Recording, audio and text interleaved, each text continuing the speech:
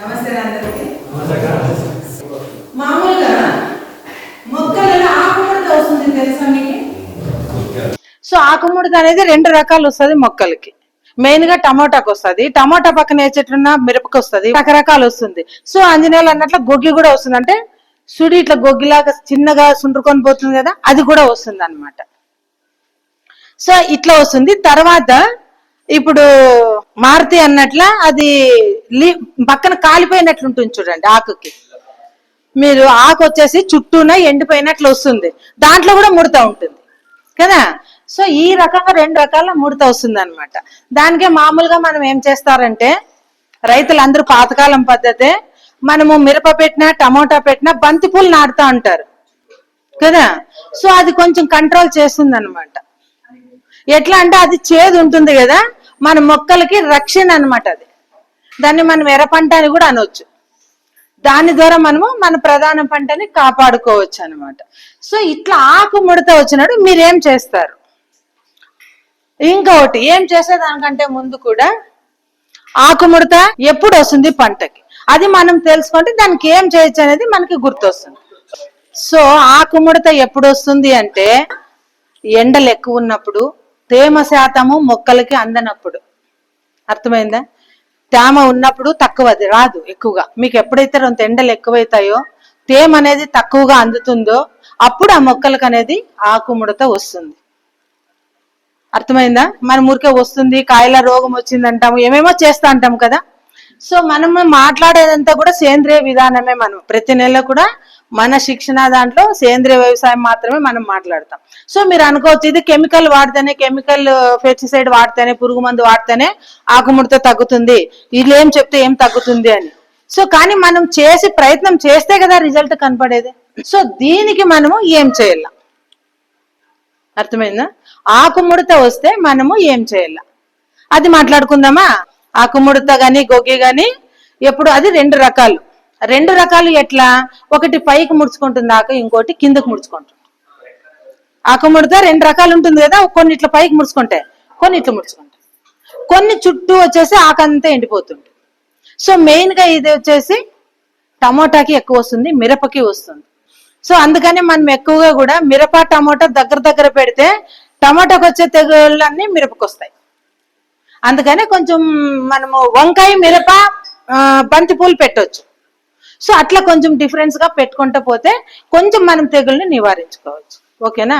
So దీన్ని మనము control చేయాలా లేదా? వచ్చిన తర్వాత మనం ఆకుముడతకి ఏం చేయాలి? పుల్లటి మజ్జిగ మీకు అందరికీ తెలుసు. పుల్లటి మజ్జిగ దేనికి పనికి వస్తుంది? పంటల్లో వాడితే గొగ్గికి పనికి. పువ్వు నిలబడాలంటే మనం ఇంకోటి మాట్లాడినాం, టెంకాయ నీళ్లు మజ్జిగ కలిపి. సో అట్లా కలిపితేనే పువ్వు నిలబడుతుంది, పువ్వు బాగా వస్తుంది, కాయ వచ్చేసి క్వాలిటీ ఉంటుంది, పుచ్చు అనేది బొక్క అనేది పడదు అనమాట. సో మనం ఇప్పుడు మాట్లాడేది ఆకుముడత తెగులుకి నివారణ చేస్తాం. దాంట్లో ఫస్ట్ మెయిన్ కాన్సెప్ట్ వచ్చి పుల్లటి మజ్జిగ. ఓకేనా? మనం మళ్ళీ మోతాదు అనేది మాట్లాడుకుందాం తర్వాత ఎకరాకి. సో ఫస్ట్ మనము ఆకుముడత నివారించాలంటే ఏం చేయాల?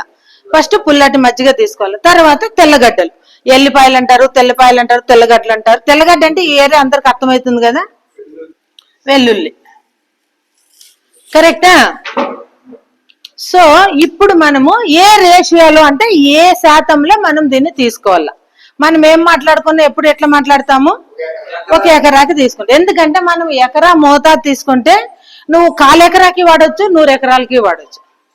సో కింద నుంచి తీసుకుంటే దాని కొలత అనేది మనకు కొంచెం కష్టం అవుతుంది చేసేకి కదా. సో ఇప్పుడు ఏం చేస్తామంటే, సో మనం ఎకరాకి మజ్జిగ వచ్చేసి 10 లీటర్లు పెట్టుకోండి. మజ్జిగ ఎంత? 10 లీటర్లు. తెల్లగడ్డ వచ్చేసి 1.5 కేజీ. ఇది ఎకరా మోతాదు. మనం అనుకోవచ్చు ఆ 1.5 కేజీ తెల్లగడ్డలు అంత ఎకరాకి ఎట్లయితుంది అంటే, మనం చేసే విధానంతో అది తయారైన తర్వాత దాంట్లో అంత పవర్ ఉంటుంది మనకి. అర్థమైందా? ఫంగస్ ని కానీ ఈ కాకుముడత ఇదన్నిటిని కూడా ఇవి చాలా విధంగా కంట్రోల్ చేస్తాయి అన్నమాట. ఓకేనా? సో ఇప్పుడు దాన్ని మనం ఎట్లా తయారు చేయాలనేది చూద్దామంట. ఆ మజ్జిగను 10 లీటర్లు తీసుకున్న తర్వాత మనము తెల్లగడ్డల్ని ఒలుచుకోవాలన్నమాట, తొప్పు తీసేయాలి. తీసిన తర్వాత దీన్ని బాగా మిక్సీకి మెత్తగా ఆడిచ్చేసేయాలి, పేస్ట్ లాగా అయిపోతుంది. బాగా ఆడిచ్చిన తర్వాత ఆ 10 లీటర్ల మజ్జిగలోకి పేస్ట్ వేసి కలిపెట్టేసి మనము మూత పెట్టి ఒక నీడలో పెట్టాలి. మనము ఏమి తయారు చేసినా, కషాయాలు కావచ్చు, ద్రావణాలు కావచ్చు, ఎరువులు, ఫర్టిలైజర్స్ కావచ్చు, మనము సేంద్రియ పద్ధతిలో ఏం తయారు చేసినా ఎండకు ఉండకూడదు, వాన నీళ్లు దాంట్లో పడకూడదు. ఈ జాగ్రత్తలు మనము కంపల్సరీ తీసుకోవాలి. ఓకేనా, నీడలో మాత్రమే ఉండాలి. సో దీన్ని మనము ఈ రకంగా కలిపి బకెట్లో, ప్లాస్టిక్ బకెట్ తీసుకొని మూత పెట్టండి. మూత మీరేం టైట్ గా పెట్టాల్సిన అవసరం లేదు. దీనికి కొంచెం గాలి పారి లేదా బట్ట కట్టినా పర్వాలేదు. సో బట్ట కట్టి ఒక ప్లేట్ పెట్టినా పర్వాలేదు. లేదా మూత ఉందంటే మూత పెట్టేయండి. సో నీడలో పెట్టాల. ఇది పెట్టిన తర్వాత ఏం చేయాలంటే ఒక 7 రోజులు ఉండాలి, వారం ఉండాల. ఎందుకంటే మీరు కొంచెం ఆకుముడత పంటలో స్టార్ట్ అయితేనే గుర్తు పెట్టుకోవాలా మీరు ఎప్పుడు మనం చేయాలా, ఏ పంటకి ఎట్లా వాడాలా అనేది గుడ్డి గుర్తులు. ఇవేం పెద్ద కష్టమైన పదాలు లేవు, కష్టమైన తీసుకునే మన పదార్థాలు లేవు. దీంట్లో అన్ని మనకు అందుబాటులో ఉండేవే. అన్ని ప్రతి ఒక్కరికి పాడి పశువులు ఉన్నాయి. సో 10 లీటర్ల మజ్జిగ అంటే ఎంత అవుతుంది? 2 లీటర్ల పెరుగు, 3 లీటర్ల పెరుగు అంటే దండిగా అయిపోయి, అంతే కదా. సో ఈ రెండిటిని పేస్ట్ చేసి తెల్లగడ్డ ఈ 10 లీటర్ల మజ్జిగలో కలిపేసి ఒక బకెట్ లో పెట్టేసి మూత పెట్టండి. ఎండలో పెట్టకూడదు, నీడ ప్రత్యేకంగా మీరు గుర్తు పెట్టుకోవాల్సింది. తర్వాత వాన్నీళ్ళు కూడా పడకూడదు.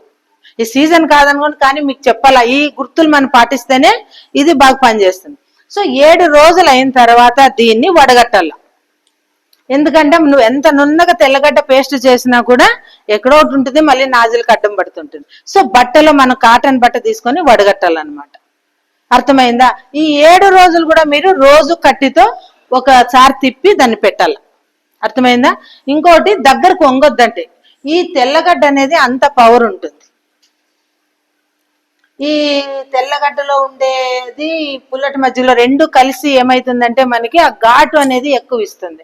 మనకు ఒక్కొక్కసారి తల తిరగొచ్చు, ఆ మంట గాని రావచ్చు. సో మీరు దూరం నుంచి తిప్పాల. ఇంకా 7 రోజులు అయిన తర్వాత కూడా అది చాలా స్మెల్ వస్తుంది. అంటే ప్రాణానికి డేంజర్ కాదు అది, కానీ మనము ఒక్కొక్కరికి తట్టుకునే శక్తి, తల తిరుగుడు అట్లా ఉంటాయి కదా, ఆ మంట అవన్నీ రాకుండా ఉండాలంటే ఈ కొంచెం దూరం నుంచి తిప్పాలి మీరు. సరేనా? ఆ వడగట్టాలి. వడగట్టిన తర్వాత మీరు దాన్ని నెల రోజులు కూడా స్టాక్ పెట్టుకోవచ్చు. అర్థమైందా? నెల రోజులు కూడా స్టాక్ పెట్టుకోవచ్చు. దానికి 10 లీటర్ నీళ్ళు వేసేసి మీరు మొక్కల మీద బాగా నానేటట్లా స్ప్రే చేయాల. అర్థమైందా? బాగా మొక్క తడిసేటట్లా స్ప్రే చేయాల. అట్లా మీరు 10 రోజులకు ఒకసారి చేసినారంటే మీకు రెండోసారి కొట్టేటప్పటికి ఆకుముడత అనేది కంట్రోల్ అయిపోయి అది రాలిపోయి కూడా నీకు మళ్ళీ కొత్త చిగురు అనేది వస్తుంది. పూర్తిగా డ్యామేజ్ ఏంటంటే ఆ మొక్క తీసి మీరు పారేయడమే మంచిది, దాంట్లో నుంచి మళ్ళీ వేరే మొక్కలకి రాకోకుండా. లేదు ఎక్కడైనా అక్కడ ఉంటే ముందే మీరు కంట్రోల్ చేసుకోవచ్చు. సో ఇంకా ఒకటి, ఆకుముడత ఇంకో రకంగా కూడా వస్తుంది. మనం ఇప్పుడు ఏం మాట్లాడుకున్నాము, తడి కొంచెం తేమ శాతం తక్కువైనా వస్తుంది, తర్వాత ఎక్కువ వేడి ఎండలున్నా కూడా వస్తుంది అనమాట. సో ఇంకా ఎట్లా వస్తుందంటే నత్రజని, పొటాషు, మెగ్నీషియము, ఈ అంటే పోషక లోపాలు ఉన్నప్పుడు ఖచ్చితంగా ఆకుముడత తెగులు అనేది మన పంటకి వస్తుంది. ముఖ్యంగా మెయిన్ మిరప, టమోటా గుర్తించండి, ఆ వాటికి తొందరగా వస్తుంది. మీరు అందుకే ఎక్కడైనా అక్కడోగాక అయింది అనుకోండి, దాన్ని మీరు కంట్రోల్ చేసే విధానం మీకు ముందుగానే చూపిస్తున్నాం. దీన్ని మీరు ఒకవేళ ఎక్కువ చేసుకుంటే నెల రోజులు స్టాక్ పెట్టుకోవచ్చు, కానీ నీడలో ఉండాలి. మీరు ఇప్పుడు ఇంత చేసుకున్నారు, మీరు ఒక 1/4 ఎకరానో 1/2 ఎకరాకో పెట్టినారు పంట, దానికి మీకు నెలకు అయిపోతుంది. ఇది అంతలోపల మీకు అది కంట్రోల్ అయిపోతుంది. అర్థమైందా? సో ఇట్లా ఈ రకంగా మనం చేసుకుంటే మన పంటలో వచ్చే తెగుళ్ళని నివారించుకోవచ్చు. సో దీనికి ఎంత ఖర్చు అవుతుంది? అంత అయినా ఎకరాకైనా కూడా 7/20 అంటే 300-400 అనుకోండి. 300 7/20 300 రూపాయలు ఖర్చు. మీరు మందులు కొట్టాలంటే 2-3 సార్లు ఎంత అవుతుంది? 3-4 వేలు అవుతుంది కదా. 300కి 3-4 వేలకి తేడా ఉంది కదా.